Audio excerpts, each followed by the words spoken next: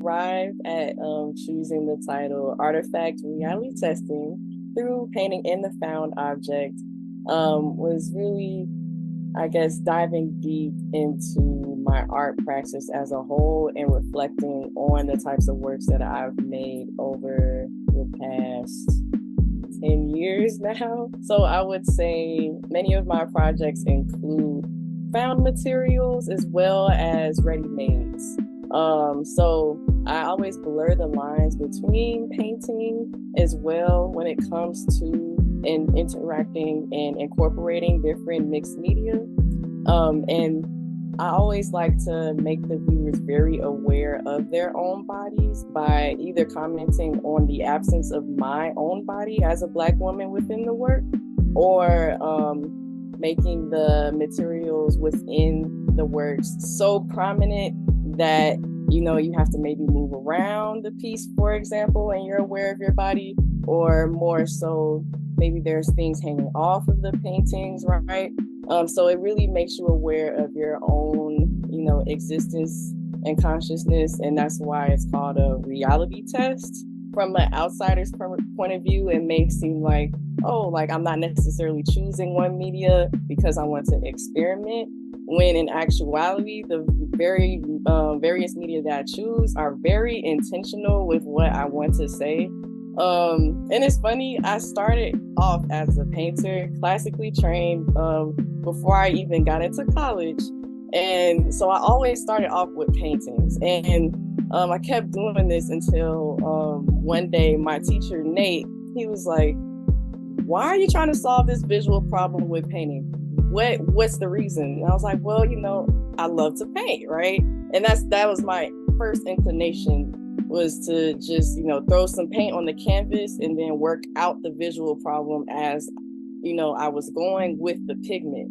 But then they pushed me, and he was like, well, that problem that you're trying to solve might be solved better with this, or might be solved better with that, right? And then that kind of cracked my brain open, and I've developed a praxis from there by really challenging myself to step outside of that boundary that I had before, and basically solve any visual problem that I had, specifically around perception and different levels of consciousness and how you interact with others through the different works. So for the video piece, for example, Tightrope within the show, that included the performance art that is within the video, right?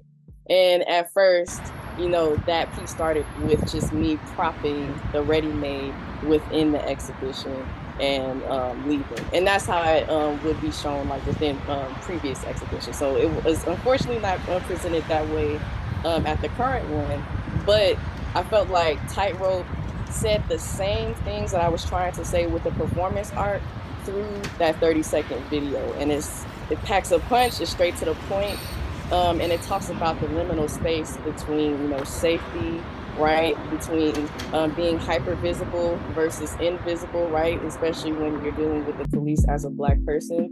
They either don't pay attention to you at all, or they're hyper focused and fixated on you. And that's especially how people deal with race in general in the US. But aside from that, when it comes to like perception, my influences, who are also performance artists, Howardina Pindell is a great inspiration. I always get sucked into her works. Every time I go to a museum, I'm either searching to see if there's like a screen up, trying to see if it's her, or when I see one, I stand there and I just keep watching. I love how she comments, like her commentary, her cadence, the different choices that she makes in some of her works, especially if she's using makeup. It has truly impacted me. So, and I like that even if she had longer formats, that she'll suck you in and make you stay. What Chicago means to me as an artist, there's so much that I could say. I truly love my city, and I am heavily inspired by my surrounding neighborhoods, the South Shore area, Low End, East Side, Bronzeville, South Side, are both neighborhoods that I grew up in, and in Hyde Park. So I moved around a lot, using public transportation, just being immersed within, this city has had a great impact on my work. I do typically work fast within my arts practice, and I find that a lot of the works that show different, I would say, either ancestral or spiritual beings, they are very insistent on how they're presented, how they're preserved, where they're shown, how they're shown, right? And for the most part, a majority of the pieces, they're in two veins of work. So, one about the transpersonal and the spiritual, the I amness and just being and ancestry, right? And then the other side is the subpersonhood, right? And then talking about that perception, how those two may interact with, this panopticonic surveillance society that we have going on, right? And also how others may project on to me, and how I'm reclaiming that within my work, and recontextualizing that, and ultimately pushing back, and taking a different stance on my own personhood.